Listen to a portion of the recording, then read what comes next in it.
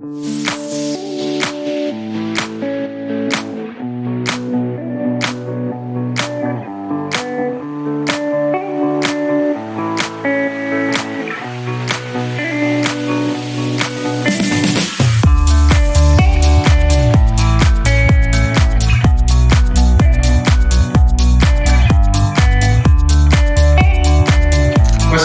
и 23 февраля – это один и тот же день по старому новому календарю.